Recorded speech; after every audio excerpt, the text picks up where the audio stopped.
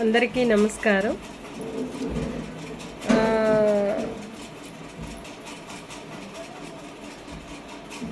మన ముఖ్యమంత్రి రేవంత్ రెడ్డి గారు మీకు నమస్కరించి దండం పెడుతున్నాము. ప్రజలమి, మీరు ముఖ్యమంత్రి కాకముందు మీరేం చేశారు? ఏమని చెప్పారు మాట? మేము ప్రతి ఒక్కరికి మంచి లైఫ్ ఇస్తాను, ప్రతి ఒక్క ప్రజలకి మేము ఉంటాము, ప్రతి ఒక్కరికి మేము సపోర్ట్గా నిలబడతాను అని చెప్పిన రేవంత్ రెడ్డి గారు ముఖ్యమంత్రి అయ్యారు. ముఖ్యమంత్రి కాకముందు ఒక లెక్కలు చేశారు. అటు టీఆర్ఎస్ పార్టీ వాళ్ళని తిట్టారు, ఇటు బీజేపీ పార్టీ వాళ్ళని తిట్టారు, అటు ప్రతి ఒక్క పార్టీ వాళ్ళు వీళ్ళు మంచోళ్ళు కాదు, వాళ్ళు మంచోళ్ళు కాదు, వీళ్ళు మంచోళ్ళు. ఇప్పుడు ఎవరు మంచోళ్ళు అయ్యారు?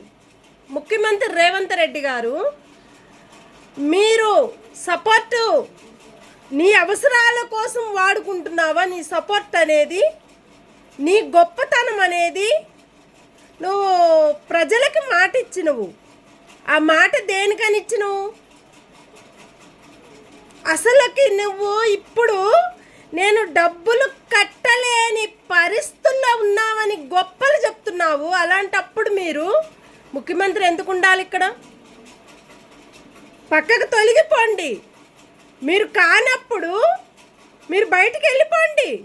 వేరే ముఖ్యమంత్రిని పెట్టుకుంటాము ప్రజలందరం కూడా. ఏ ప్రజలకు మీరు సపోర్ట్ లేనప్పుడు మీరు ముఖ్యమంత్రి? ఎవరికి ముఖ్యమంత్రి మీరు? దేనికి ముఖ్యమంత్రులు మీరు? మీ అవసరాల కోసం వాడుకుంటానికి ముఖ్యమంత్రి అయ్యావా మీరు? రేవంత్ రెడ్డి గారు, నీ కడుపును నింపుకుంటానికి ముఖ్యమంత్రి అయ్యావా? ప్రజల్ని మోసం చేయటానికి, ప్రజల చేత ఓట్లు వేయించుకుంటానికి, వాళ్ళని మోసం చేసి ప్రతి ఒక్క ఇళ్ళని కూలగొట్టడానికి నువ్వు ముఖ్యమంత్రి అయ్యావా? పేదవాళ్ళ జాగలు గుంజుకుంటానికి ముఖ్యమంత్రి అయ్యావా? ప్రజల్ని మోసం చేస్తూ గవర్నమెంట్ ల్యాండ్లని, ప్రైవేటు ల్యాండ్లని గుంజుకుంటూ ఇళ్ళు కూలగొట్టించావా? దానికి నువ్వు ముఖ్యమంత్రి అయ్యావా? అసలు సపోర్ట్ మీరు దేనికని ఉన్నారని ముఖ్యమంత్రి అయ్యారు? ప్రజలు మీరు దేనికని ఓటేసి మీకు ఈ స్థాయికి మిమ్మల్ని తీసుకొచ్చారు? ప్రజలు మీ మీద నమ్మకంతో తీసుకొచ్చారు. కాంగ్రెస్ ప్రభుత్వం అంటేనే ప్రతి ఒక్కరికి ప్రజలకి మాట ఇచ్చినప్పుడు ఆ మాట కన్నా విలువ ఇయ్యాల. ముఖ్యమంత్రి అయ్యుండి నువ్వు ఒక ముఖ్యమంత్రివే కాలేనప్పుడు, నువ్వు ప్రజలకు సపోర్టే లేనప్పుడు ఇంకా నీకు ఆ హక్కు అధికారము ముఖ్యమంత్రులకు ఎందుకుంటాయి? ఉండవు.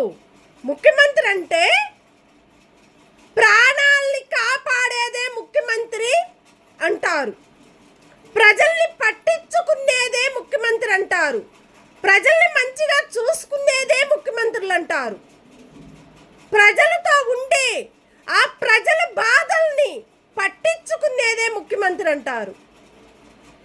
ఇంతమంది సంతోషాల్ని హాయిగా ఉండి ఇళ్ళు కట్టుకొని వాళ్ళు ఏదో తినలేని పరిస్థితుల్లో ఉండి కొనుక్కొని ఆ ఇంటిని కూలగొట్టించే ముఖ్యమంత్రి అయ్యావు. ఇలాంటి తప్పులు లెక్కలు దాచుకొని ముఖ్యమంత్రి అయ్యావు. ఒక ముఖ్యమంత్రి అంటే ఒక ముక్కులో సీవుడు ఉంటా చూడు, ఆ ముక్కులో సీవుడు అనేది ఊసుకుంటున్నావు నువ్వు. నోటితో అనేది దాచుకుంటున్నావు. ఎందుకంటే నీ కళ్ళమిట్లో నీళ్లు కారుతుంటే నీ ముక్కులో సీవుడు వస్తుంది. కానీ ప్రజల కాడ ఏదున్నా కూడా మా ప్రభుత్వం మంచిగా ఉండాలి, మాకు న్యాయం జరగాలి, మాకు అన్నం పెట్టి మా కడుపు నింపాలి, మాకు ఎక్కడన్నా ఏదన్నా జాగలు ఇప్పిస్తే మేము కట్టుకొని ఉండాలి అని కోరుకొని నీకు ఓటేసి గెలిపించారు. అలాంటి ముఖ్యమంత్రి ఈరోజు నువ్వు అయ్యావంటే దేనికి ముఖ్యమంత్రి అయ్యావు? ప్రజల్ని పట్టించుకుంటాను అని నీ నోటితోటి మాట ఇచ్చి నిలబడ్డావు. ప్రతి ఒక్క ప్రజలు నీతో అభిమానంతో ఓటేసి మాకు న్యాయం చేస్తారు, మన ముఖ్యమంత్రి అవ్వాలని కోరుకొని నీకు ఓటేసి గెలిపించారు. అంత ప్రేమతో ఉండే ప్రజల్ని నువ్వు మోసం చేసి ఇళ్ళని కూలగొట్టించావు, ఒక ఆస్తుల్నే గుంజుకుంటున్నావు, ఒక గవర్నమెంట్ జాగలు కానీ కూడా దాని మీద ఫోకస్ పెట్టి నువ్వు ఏ కాడికి ప్యాకేజీల మీద ఎగబడుతున్నావు రేవంత్ రెడ్డి గారు, గుర్తుపెట్టుకోండి. మీరు ఒక సొంత మన ఫ్యామిలీ అన్నప్పుడు ప్రతి ఒక్క ప్రజలు కూడా మన ఫ్యామిలీ అని కోరుకోవాలి. నువ్వు ఈరోజు ప్రజల్ని పట్టించుకోనప్పుడు నువ్వు ముఖ్యమంత్రిగా ఎందుకు ఉండాలి? అక్కడ నువ్వెందుకు ఉండాలి ముఖ్యమంత్రిగా? నీకు ఆ పోస్ట్ ఎందుకు? నువ్వు ప్రజలకి పట్టించుకోనప్పుడు, ఆ ప్రజలతో నువ్వు నిలబడలేనప్పుడు, ఆ ప్రజల జాగలు గుంజుకుంటానికి నువ్వు ప్రవర్తించినప్పుడు, ప్రజలు ఇంటిని కూలగొట్టించినందుకు నువ్వు ముఖ్యమంత్రివా? ఒక దొంగకి ఒక రౌడీకి ముఖ్యమంత్రివా? అలాంటప్పుడు నీకు ముఖ్యమంత్రి పోస్టులు ఎందుకు తీసేయరాదు పక్కకి? కరెక్ట్గా ఎవరైనా, ఏ ప్రజలైనా, ఏ ప్రభుత్వమైనా ఇమ్మీడియట్లుగా రేవంత్ రెడ్డి ముఖ్యమంత్రిని ఇమ్మీడియట్లుగా తీసేయాలని ప్రజలు కోరుకుంటున్నారు. ఆయన తీసేస్తేనే ప్రజలు బతుకుతారు, ప్రజల జీవితాలు నిలబడతారు. వాళ్ళు కష్టపడి కొనుక్కొని ఆ ఇంటినే నువ్వు కూలగొట్టించావంటే నీ ఆస్తి నువ్వు కూలగొట్టించుకున్నట్టే. నీ ఇంట్లో ఉండా ఆస్తిని కూడా నువ్వు కూలగొట్టించుకున్నట్టే. నువ్వు డబ్బులు లేవు అంటున్నావు, డబ్బులు లేందే ఫ్లైట్లో ఎట్లా తిరుగుతున్నావు, కారుల్లో ఎట్లా తిరుగుతున్నావు, ఢిల్లీలో పోస్టులు ఎట్లా పెట్టుకుంటున్నావు, మాటలు ఎట్లా చెప్తున్నావు? తెలియదు అనుకుంటున్నావా ప్రజలకి, ప్రభుత్వానికి? నువ్వు ప్రతి ఒక్క చేసే మాటలు వింటున్నారు, నువ్వు మాట్లాడే మాటలు ప్రతి ఒక్క ప్రజలు వింటున్నారు, ప్రతి ఒక్క ప్రజలు పట్టించుకుంటున్నారు. ఎందుకంటే నువ్వు ఎంత తొందరగా, ఒక సంవత్సరం కూడా అవుతుంది దగ్గరగా, ఎక్కడ ఏ ఇళ్లల్లో కూడా రోడ్లు వేసిన పాపానే లేదు నీది. నువ్వు గెలిచి ఏం సుఖం? నీకు ఓటేసి ఇచ్చి మేము తప్పు చేసిండ్రు ప్రజలు, నీకు ఓటేసి నిన్ను గెలిపించి ప్రజలు మోసపోయాము. ఇలాంటి ప్రజల్లో నేనున్నానని ప్రజల ఆస్తులు గుంజి నువ్వు కూలగొట్టించావంటే నువ్వు ముఖ్యమంత్రి ఎందుకు అవుతావు? నువ్వు ముఖ్యమంత్రివేనా?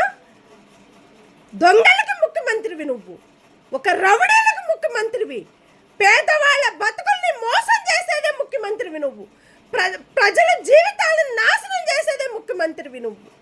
ఇలాంటి దొంగ ముఖ్యమంత్రివి రేవంత్ రెడ్డి గారు అయ్యుండి, ప్రతి ఒక్కరికి ఒక ఫ్యామిలీ ఉంటుంది, ఆ ఫ్యామిలీని చూసన్నా నీ ఫ్యామిలీ గురించి ఆలోచించుకోవద్దు.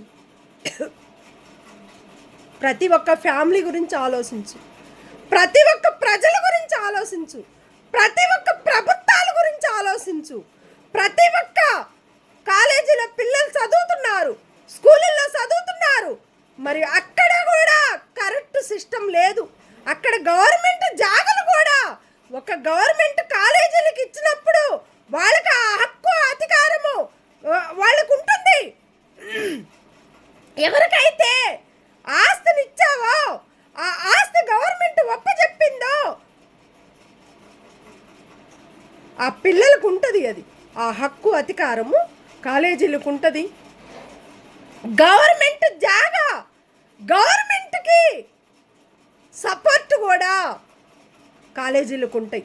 ఎందుకంటే తప్పంతా నీ దగ్గర పెట్టుకొని ఎక్కడ గవర్నమెంట్ జాగలు ఉన్నాయి, ఎక్కడ ఏ ఇళ్ళు ఉంటాయి చెరువుల పక్కన, ఎక్కడ ఏ రోడ్ల దగ్గర ఇళ్ళు ఉంటాయి, అవి కూలగొట్టడమే నీ ఫోకస్ అంతా పడిందే తప్ప నువ్వు ఒక పార్టీలో ఉండి ప్రజల్ని పట్టించుకొని ఆ ప్రజల్ని నేను మంచిగా చూసుకుంటానని చెప్పిన మాటను కూడా వదిలేసినవు. నువ్వు రోడ్డు మీద పడేసినవు అందరినీ. ఇప్పుడు నువ్వు రోడ్డు మీద పడితేనే, ఒక ముఖ్యమంత్రి రోడ్డు మీద పడితేనే నీకు నీ ఫ్యామిలీకి ఆ బాధ ఏందో తెలియాలి. నువ్వు చేసిన తప్పులు, ఆ పాపం నీకు చుట్టుకోవాలని మేము కోరుకుంటున్నారు. ప్రతి ఒక్క ప్రజలు కూడా ఆ పాపం పండే రోజులు దగ్గర పడ్డాయి నీకు. రేవంత్ రెడ్డి గారు, నీకు డబ్బులు లేనప్పుడు, నీకు గవర్నమెంట్ పట్టించుకోనప్పుడు, ఏ ప్రభుత్వం నిన్ను చూసుకోలేనప్పుడు, నువ్వు నీతిగా నిజాయితీగా నేను ప్రభుత్వము, నా కాంగ్రెస్ పార్టీ నన్ను పట్టించుకుంటుందని నమ్మకాన్ని నీకై నువ్వే తీసేసుకున్నావు. ప్రతి ఒక్క ఎప్పుడైతే ఏ ఇళ్ళనైతే కూలగొట్టించావో అప్పటి నుంచి నీ పాపం పండే రోజులు దగ్గర పడ్డాయి అని చెప్తున్నారు. ప్రతి ఒక్క ప్రజలు కూడా మంచితనానికి మాట తెచ్చుకోవాలి, మంచితనానికి మంచి పేరు తీసుకొచ్చుకోవాలి. ఒక ప్రజలకి ఒక ప్రభుత్వము మంచి స్థాయికి ఎదగాలని కోరుకునే ప్రజల్ని వాళ్ళ ఇళ్ళనే కూలగొట్టించును, వాళ్ళ జాగల్నే గుంజుకున్నావు. పంట పండించిన రైతుల జాగలను కూడా నువ్వు దొబ్బుకొని వాటిని మీద కూడా ఫోకస్ పెట్టినవు. ఇలాంటి తప్పులు చేసిన ఒక రేవంత్ రెడ్డి గారు మీరు, ఇలాంటి రేవంత్ రెడ్డి గారు నువ్వు ఎంత తొందరగా తీసేస్తే ప్రతి ఒక్క ప్రజలు కానీ, ప్రతి ఒక్క ప్రభుత్వం కానీ ఇమ్మడెట్లుగా ఆయన తీసేయాలని మేము కోరుకుంటున్నారు. ప్రతి ఒక్క ప్రజలు కూడా ఆయన డబ్బులే లేని ఒక ముఖ్యమంత్రి దేనికి పనికొస్తాడు? అలాంటప్పుడు ఆ ముఖ్యమంత్రిని తీసేసి మళ్ళా కొత్త ముఖ్యమంత్రిని పెట్టమని కోరుకుంటున్నారు ప్రజలు. దయచేసి మంచి వారిని, రేవంత్ రెడ్డి గారిని తీసేసి మంచి వారిని పెట్టమని ముఖ్యమంత్రిని కోరుకుంటూ ప్రజలకు సపోర్ట్గా ఉండి ఎక్కడ ఏ ఇంటిలో అయితే కూలగొట్టించాడో ఆ ఇంటిని కట్టిపిచ్చే ముఖ్యమంత్రులు కావాలని ప్రజలు కోరుకుంటున్నారు. అందరికీ నమస్కారం. Thank you. కానీ ఇది చాలా తప్పు. ప్రజలకి సపోర్ట్గా ఉండాలి, ప్రజలతో మంచిగా నీతిగా నిజాయితీగా నిలబడాలి, ప్రజలతో బంగారం లాంటి ప్రభుత్వం రావాలని కోరుకునే ఆ ప్రభుత్వం ప్రజలకు రావాలని మేము కోరుకుంటున్నారు. ప్రతి ఒక్క ప్రజలు కూడా ఇలాంటి తప్పులు చేసినప్పుడు ఆ తప్పుని బయటికి ప్రతి ఒక్క ప్రజలు తీస్తారు, ప్రతి ఒక్క ప్రభుత్వం కూడా తీస్తుంది. ఇది తప్పు. ఒక ఇంటిని ఒక ఫ్యామిలీకి ఇస్తే ఆ ఇంటిని కూలగొట్టించే హక్కు, అధికారము ఏ ప్రభుత్వానికి లేదు, ఏ గవర్నమెంట్ కూడా లేదు. గవర్నమెంట్లో పనిచేసుకుంటూ ఒక గవర్నమెంట్నే ఒక లెక్కలు తప్పులు రాసుకొని ఆ ఇళ్ళని కూలగొట్టిస్తే వాళ్ళకు కూడా జాబులు లేకుండా చేయమని మేము కోరుకుంటున్నాం. ఎక్కడైతే ఏ గవర్నమెంట్లో అయితే తప్పు చేసి మున్సిపాలిటీలో తప్పు చేశారో వాళ్ళ లెక్కలు కూడా తీసి బయటికి వాళ్ళ డ్యూటీలు కూడా లేకుండా చేయమని మేము కోరుకుంటూ ప్రతి ఒక్క ప్రజలు కూడా కోరుకునే కోరికలు అదేను. ఇళ్ళను కూలగొట్టించడం చాలా తప్పు. ఆ ఇళ్ళని నిలబెట్టాలని కోరుకునే ప్రతి ఒక్క ప్రజలకు కూడా ధన్యవాదాలు. వాళ్ళు ఇవాళ మాతో చెప్పడం జరిగింది కాబట్టి ఇది పట్టించుకొని మంచి ప్రభుత్వం రావాలి. ఎప్పుడైతే ఎక్కడైతే ఏ ఇళ్ళు అయితే ఎన్ని ఇళ్ళను కూలగొట్టించారో ఆ ఇళ్ళను కూడా కట్టిపిచ్చిన దాకా నిలబడాలని ప్రభుత్వం, మంచి ప్రభుత్వం రావాలని మేము కోరుకుంటూ ప్రతి ఒక్క ప్రభుత్వాలకు కూడా ధన్యవాదాలు. Thank you.